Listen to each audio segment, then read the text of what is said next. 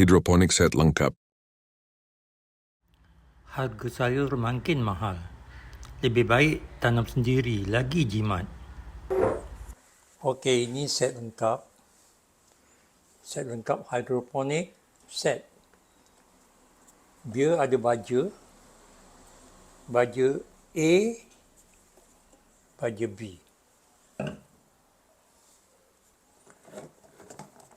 Dia ada, ini dia punya tempat taruh pokok. Ini dia punya span. Span ni kita akan letak kat sini nanti.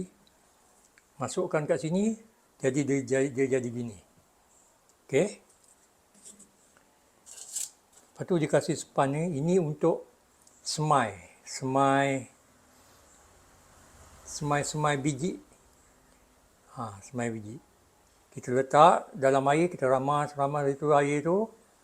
Lepas tu semai, taruh biji 2-3. Pasal ini boleh dipotong, tengok. Boleh ditarik, lepas tu letak kat sini. Dia sertakan juga dengan dia punya benih.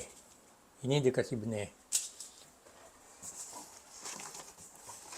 Selain tu, dia kasih juga cara-cara dia.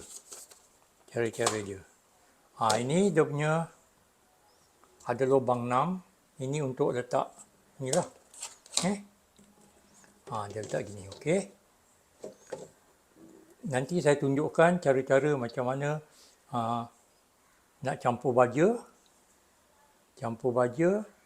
dan macam mana nak semai dalam ni. Okey, terima kasih.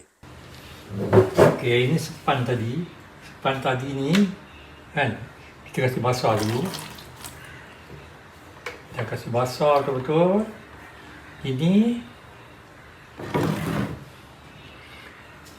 kita letak benih.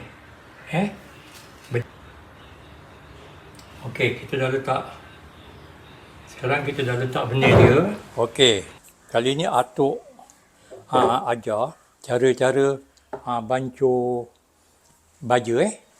Ini A, ini air. Nampak air? Masukkan 2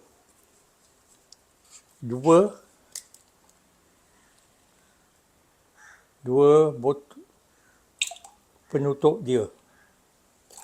Okey. Dia campur A. Kita kacau dulu. Sampai dia rata betul-betul.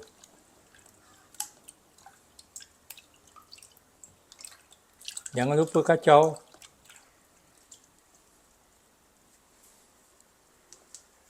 Lepas tu, kita campur dengan baja B pula.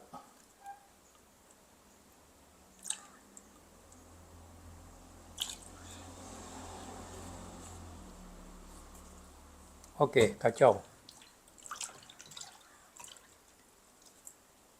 Dah kacau, kita buat benda ni. Kacau, kita masukkan ni. Okey. Ni ada dia punya penutup. Kita buat ni pula. Ni kita masuk sini. Kita masuk macam ni.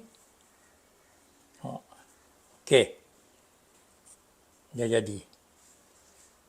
Dah jadi, just masuk kat sini. Just masuk kat situ. Tengok. Buatlah semua sekali. Ini ada 5, masuk 1, 2, 3, 4, 5. Okey, buat macam tadi.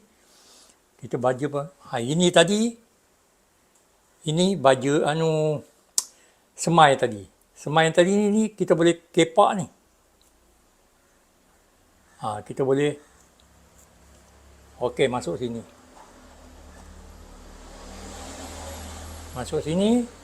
Lepas tu masuklah. Sini semua kita masuk buat macam biasa. Lepas tu kita tunggulah macam mana pertumbuhan dia.